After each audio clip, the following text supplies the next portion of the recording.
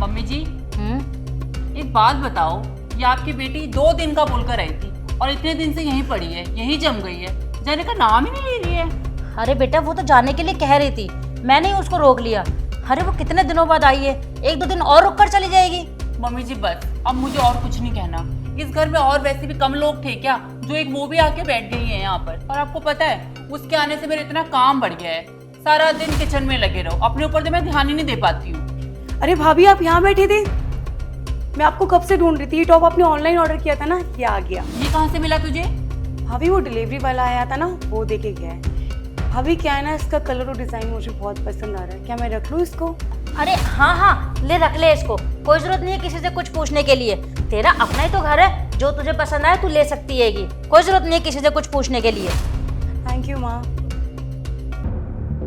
Mummy जी ये क्या किया आपने? मुझसे पूछे बिना मेरा टॉप उसे कैसे दे दिया? आपको पता भी था वो कितना महंगा था, मैंने एक बार भी नहीं पहना था। अब आप एक बात बताइए, इसके ससुराल वाले से कुछ नहीं देते क्या?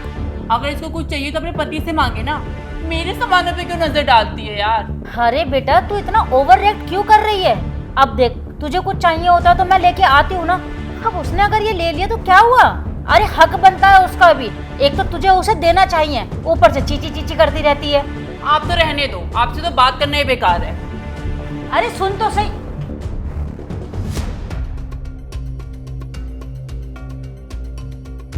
अरे बहू तू कहाँ गई थी? अरे मम्मी जी वो एक्चुअली मेरे बताया था ना इयररिंग्स हैं, वो मेरे बन गए थे तो वो लेने गई थी। अच्छा दिखा तो जरा। अरे इतना सोच क्या रही है, दिखा ना।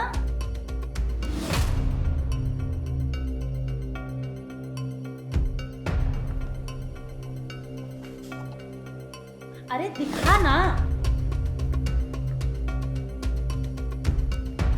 अरे मम्मी ये तो बहुत सुंदर है, और पहनने के बाद तो ये और भी सुंदर लगेंगी। तुझे अच्छे लगे? बहुत मम्मी। अरे बहू देख मैं इसके लिए कपड़े लेके आई हूँ,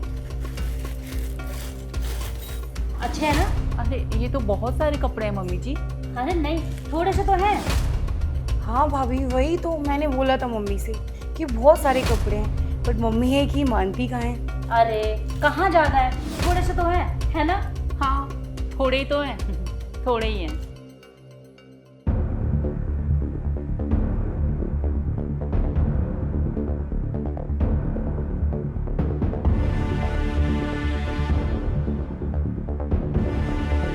अरे अभिषेक,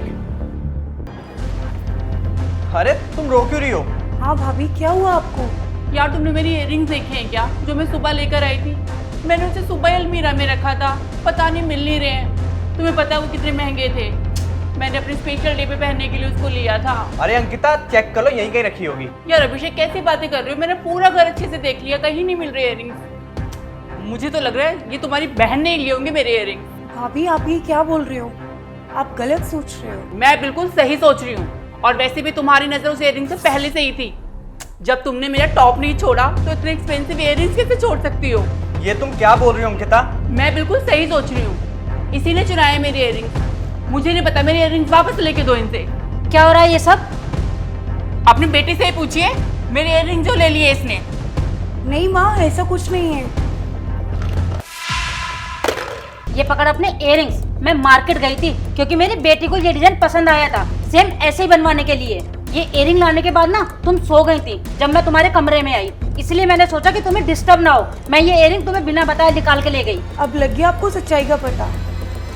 हाँ भाभी वो इयररिंग्स मुझे बहुत पसंद थे। इसका मतलब ये नहीं भाभी कि मैं चोर हूँ। इंसान जैसा दिखता है ना वैसा होता नहीं है, और ऐसे बिना सोचे समझे किसी पे इल्जाम लगाना भाभी बहुत गलत है। दीदी प्लीज मुझे माफ कर देना, मुझे आप पर बिना सोचे समझे ऐसे इल्जाम नहीं लगाना चाहिए था।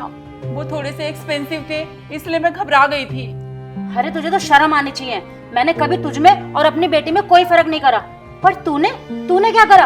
अरे अपनी ही घर की बेटी पे इल्जाम लगा दिया। छी शर्म आती है मुझे तो तेरे ऊपर। मम्मी जी प्लीज मुझे माफ कर दीजिए, आगे से ऐसा कभी नहीं होगा। अभिषेक आई एम सॉरी। अगली बार किसी पे इल्जाम लगाने से पहले ना 100 बार सोच लेना।